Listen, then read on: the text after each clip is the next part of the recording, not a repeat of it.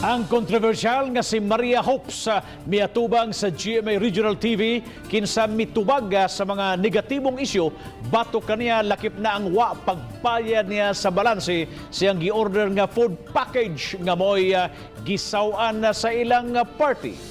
Ani ang report. Giklaro ni Maria Hopes o Maria Hopilinia nga wala siya tuyo nga tablahon ang balanse sa food package ni Marjorie Allison. Bayaran kuno niya human sa party kun magkaistorya na siya sanglit wala man siya matagbaw sa food package nga gideliver. Apan gipaningla naman hinuon siya niini tunga-tunga sa birthday party sa iyang anak at tubangan pa sa mga bisita. Giangko niya nga nakaluwat siya og masakit nga pulong niadtong higayuna tungod sa kauwaw nga gibati sa iyang mga bisita. Ilabi na nga gihimo ang pagpaningil at tubangan sa mga bisita o gi-live pa sa social media. Kita nga naka-disturbo na siya nga which is dili mao nga nag-iskandalo unsaon pa namog sabot anang bayad-bayad Ginoo ko nga iya namang gani kung giprovoke nga perti na niyang pang-disturbo perti na niyang naningil nga atubangan sa mga bisita nagwala pa gyud siya nag-iskandalo ikaw ba ganahan pa ka ana. Sa isyu nga gipangita niya ang resibo aron makalusot o matabla ang balanse. Tubag niya, pwede mong tablahon ang balance because wala ka nakauyon sa food package. Okay. Direct to the point ka answer. Oh yes, direct to the point. Dili ko bugo nga mutabla. Nganong mutabla man ko? Haron mapriso ko. kung wa man matagbaw sa food package, nganong wa man niya iuli ug asa man ang ubang mga sudan nga gipangita sa seller. Wala ka na satisfied kaya wala mo iuli. Nganong akong iuli?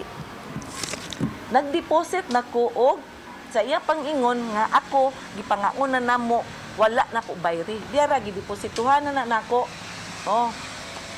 I deposited 9,000 para ang balance akong ihatag. Sa isyo nga sagpaon niya og iskabitse ang seller. Kung sagpaon tinong kog iskabitse kay imo kong inanaon. Oh. Saan ko tinulon to nimo? Dilo ay. Ay sagbag kagwapa na ako sagbag iskabitse gihahak na lang oy.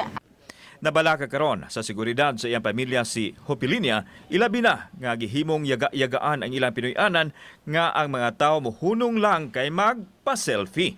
Labaw sa tanan, giapil-apil ang iyahang inahan sa pagbuli sa social media. Naluoy ako sa kong kagalingan og naguol. Nganong giapil man ko, nga ikaw na mo galing ko din ha. Wala malawag ang ako mga apo o ako mga anak sa Mindanao. Di ko kabalo nga giapil na ko. Sira, buli. Wa man ko'y kalimutan na sir, kaya wa man ko'y cellphone. Gipasalig ni Hopilinia nga bayran si Marjorie sa balanse niini atol sa panagatubang nila sa barangay. Apan desidido na siyang musang at umakaso lakip na ang cybercrime ug uban pa. Dili lang ang food seller, apil usab ang mga netizens nga naghimo og bugal-bugal sa iyang inahan ug sa iyang mahigala nga naa sa party. Listen, netizens, again. Be responsible of using your social media. That's all I can say.